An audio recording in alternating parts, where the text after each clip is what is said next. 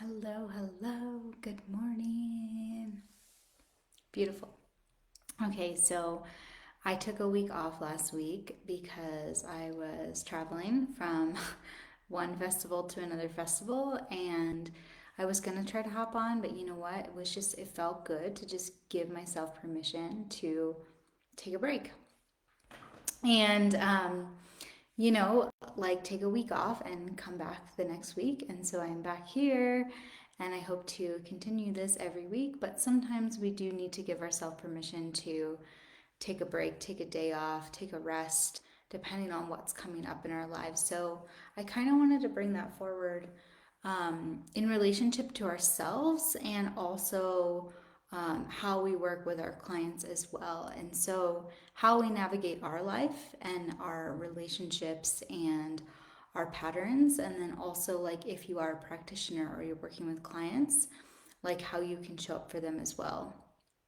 And so, the key thing here that is wanting to come forward is really giving ourselves permission to be exactly as we are. And this isn't always going to be the case because we need to feel safe, obviously. Like if we have something to come up, we want to feel safe to like be present with it.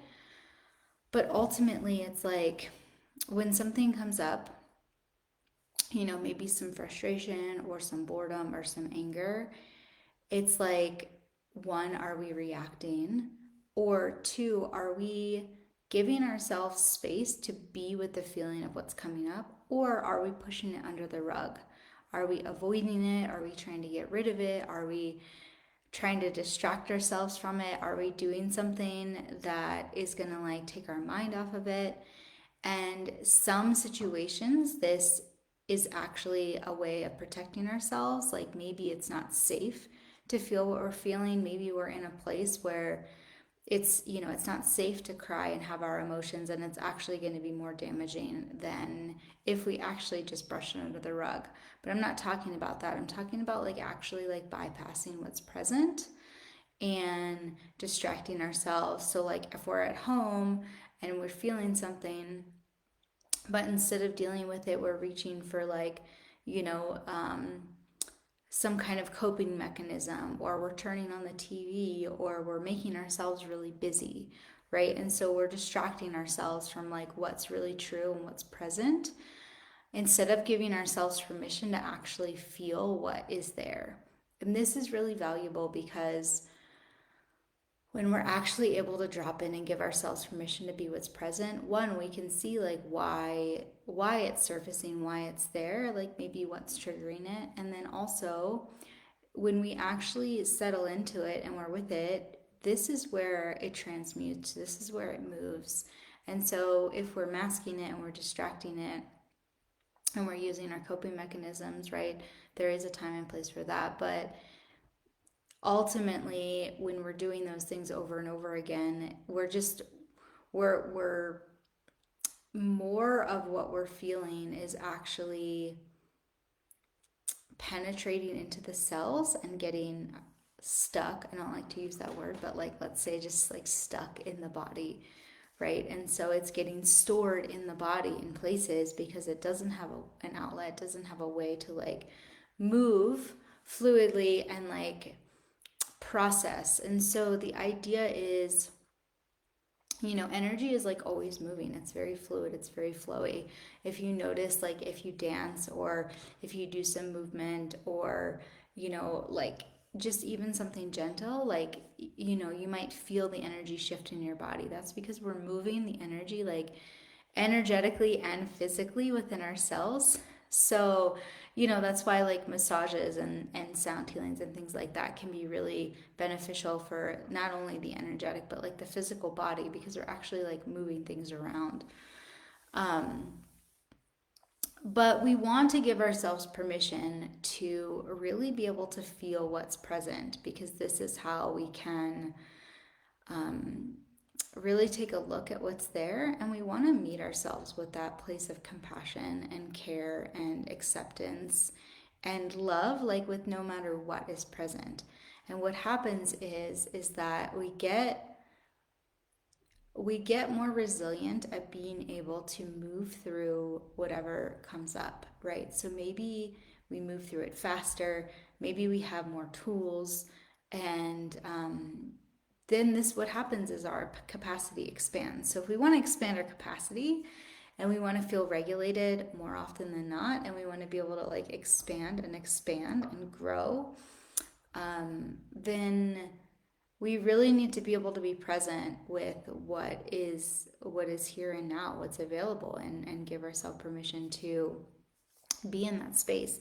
And also, this ties in with boundaries and consent too, because we want to really be able to be true to ourselves. And so maybe if we had plans, but something's really coming up, instead of pleasing the other people or the other person, it's like we actually are like, no, actually, I need to like be with this process right now.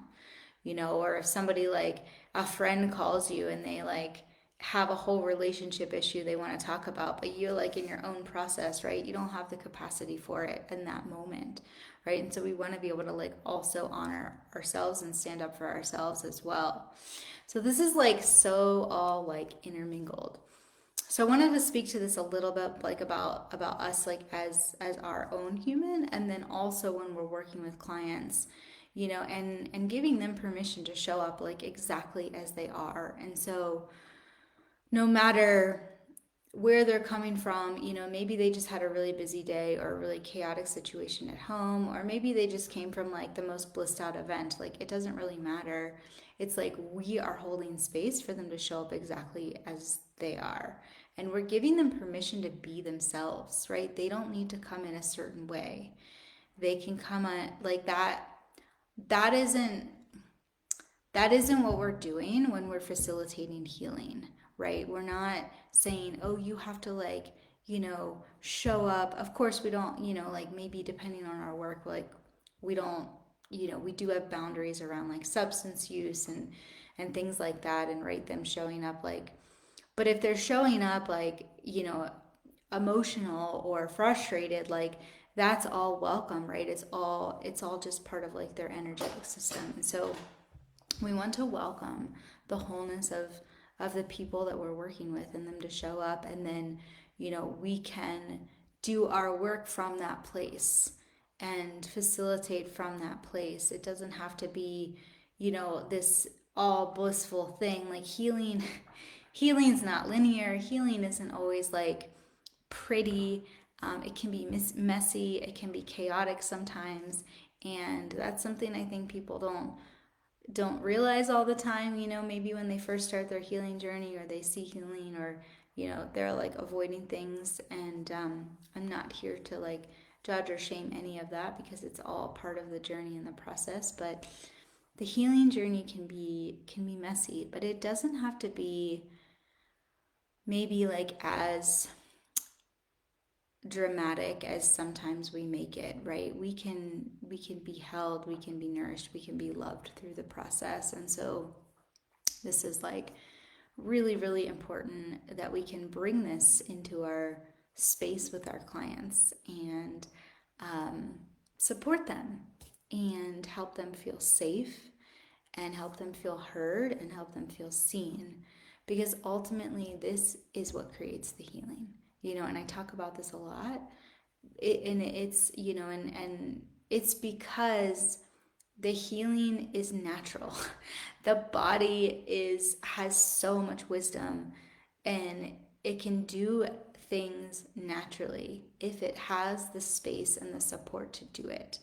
And so I'm not healing anybody, my bowls aren't healing anybody, my hands aren't healing anybody, but it's like when I show up from a place of presence, and I hold the place of presence and safety and compassion, and I give people permission to be themselves, and I listen, and I'm there, then the body naturally feels safe to unwind and knows what to do. And this is just a really, really big part of my work. It's always been a big part of my work, but even more so now, since I went through my own ceremonial training and was receiving and working with the plants, and different kind of things from my own my own internal self. And so, you know, I think it's so, so important because I've seen how the transformation can occur when we just hold the space of love for whatever is there. And so I want to bring this forward, and this is something that I'm going to be teaching in my somatic facilitator certification.